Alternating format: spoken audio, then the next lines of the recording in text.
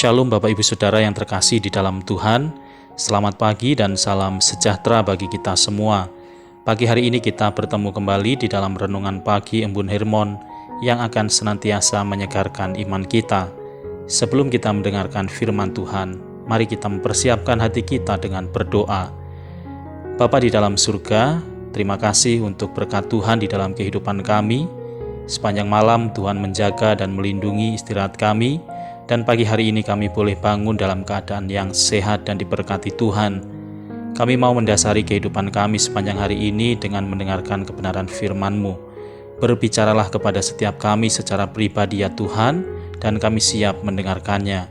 Di dalam nama Tuhan kami Yesus Kristus kami berdoa dan bersyukur. Amin. Bapak Ibu Saudara, pembacaan firman Tuhan kita pagi hari ini dari 1 Yohanes pasal 2 ayat 6. Demikian firman Tuhan, barang siapa mengatakan bahwa ia ada di dalam Dia, ia wajib hidup sama seperti Kristus telah hidup. Bapak Ibu Saudara, ketika kita percaya kepada Tuhan Yesus, maka kita hidup di dalam pola hidup yang benar-benar baru, yaitu hidup meneladani Kristus. Dengan demikian kita siap dibentuk oleh Tuhan, baik di dalam karakter, pola pikir, sikap, dan semua aspek kehidupan kita. Di dalam terang dan pimpinan Roh Kudus, maka kita mulai menundukkan ego kita dan melakukan apa yang berkenan kepada Tuhan Yesus. Kita percaya bahwa kehidupan seorang Kristen akan terlihat seiring berjalannya waktu. Apakah ia bisa menumbuhkan karakter Kristus di dalam hidupnya, atau justru gagal memenuhi panggilan Tuhan untuk melakukan kehendak-Nya. Setiap orang yang mau menerima anugerah keselamatan di dalam Tuhan Yesus harus berkomitmen menghidupi setiap ajaran kebenaran yang Tuhan Yesus ajarkan melalui firman-Nya di dalam kitab suci. Seperti yang dikatakan firman Tuhan dari 1 Yohanes pasal 2 ayat yang ketiga.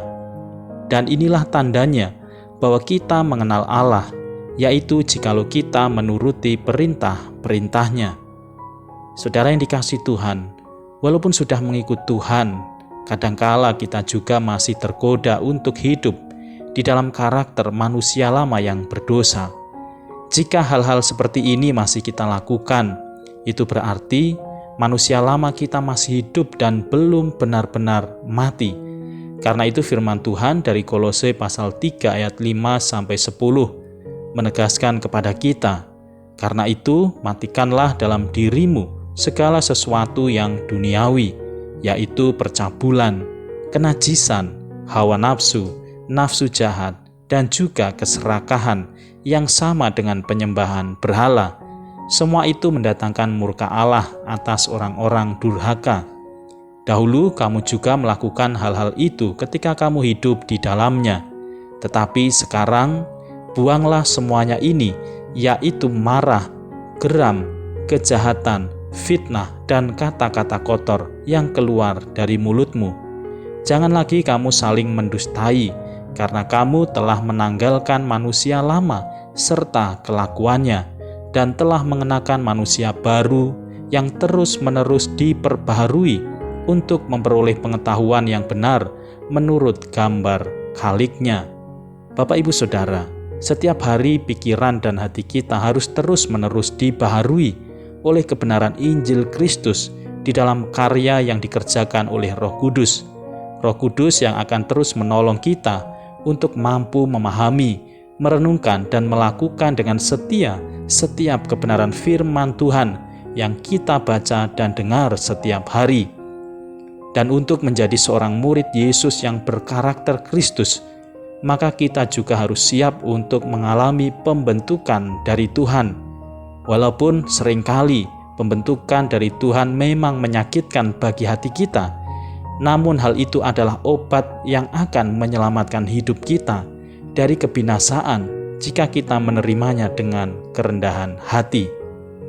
Menjadi murid Yesus, kita harus mengerti bahwa keselamatan yang dianugerahkan oleh Tuhan kepada kita, yaitu agar kita menjadi umat-Nya yang kudus dan tidak bercacat di hadapan Tuhan. Seperti yang tertulis di dalam 1 Petrus pasal 1 ayat 14-16. Hiduplah sebagai anak-anak yang taat dan jangan turuti hawa nafsu yang menguasai kamu pada waktu kebodohanmu. Tetapi hendaklah kamu menjadi kudus di dalam seluruh hidupmu, sama seperti Dia yang kudus, yang telah memanggil kamu. Sebab ada tertulis, kuduslah kamu, sebab Aku kudus. Amin. Bapak, Ibu, Saudara, mari kita berdoa. Terima kasih ya Tuhan untuk firman yang mengingatkan kami, agar kami hidup meneladani Engkau ya Tuhan. Biarlah hati dan pikiran kami terus dibaharui oleh terang firman-Mu, sehingga kami menjadi manusia-manusia baru yang semakin memiliki karakter seperti Tuhan Yesus. Terima kasih Tuhan.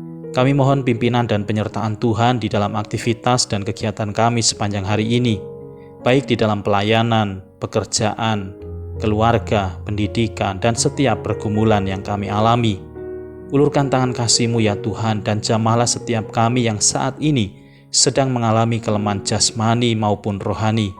Kami percaya di dalam kuasa bilur darah Yesus kami dipulihkan dan disembuhkan. Dan saat ini jika ada di antara kami yang sedang mengalami kesusahan, kesedihan, dan duka cita, biarlah penghiburan dari Allah Roh Kudus yang akan menguatkan kami. Terima kasih ya Tuhan.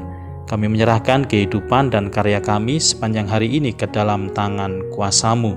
Saudara yang dikasihi Tuhan, arahkanlah hatimu kepada Allah dan terimalah berkat-Nya. Tuhan memberkati engkau dan melindungi engkau.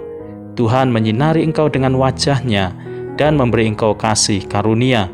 Tuhan menghadapkan wajah-Nya kepadamu dan memberi engkau damai sejahtera. Di dalam nama Tuhan Yesus Kristus, Juru Selamat dan Penebus hidup kami berdoa dan bersyukur. Haleluya. Amin. Saudara yang dikasihi Tuhan, selamat pagi dan selamat beraktivitas. Tetap semangat di dalam Tuhan dan tetap teguh menjalankan firman-Nya. Sehat, sukses, dan diberkati selalu untuk kehidupan kita di hari ini. Tuhan Yesus memberkati.